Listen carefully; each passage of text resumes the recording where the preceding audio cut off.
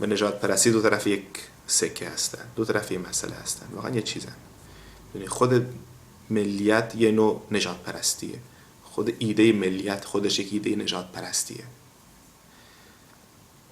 بله. و الان با علم ما میدونیم که واقعا تمام زندگی، تمام جانوران، تمام انسان‌ها از یه جا میان. اینو میدونیم واقعا. حتی اگر اونم نباشه، خیلی فیلسوفا خیلی وقت دارن میگن آقا جان ما یه چیز هستیم. ببین چطوری شما خودتون رو به خطر میندازی برای اینکه بچه رو نجات بدی. تو خیابان روز به روز هیچ وقت هیچ تجربه نداشتی؟ اگر نداشتی برات متاسفم، ولی همه اینو تجربه داشتیم. من خودم به خطر میندازم یه آدمی که اصلا نمیشناسم. چرا؟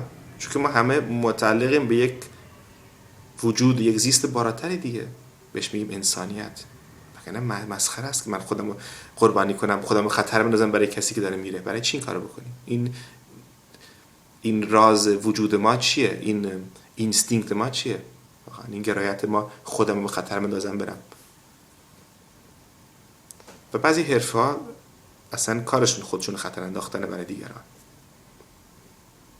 خیلی اینجوریه. بله.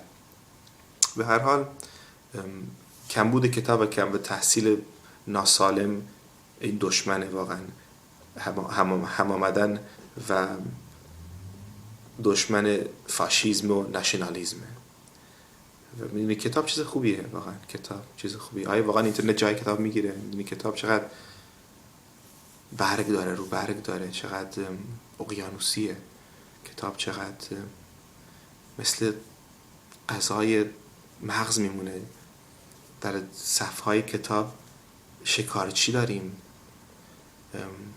قایق داریم، سفر داریم، ماجراجویی داریم. فقط چه خوبه که با یک کتاب یک کشاورز میتونه زمین رو بزنه و میتونه به خونه برگرده. چه خوبه که با کتاب یک شکارچی میتونه برگرده به خانه‌اش. بله.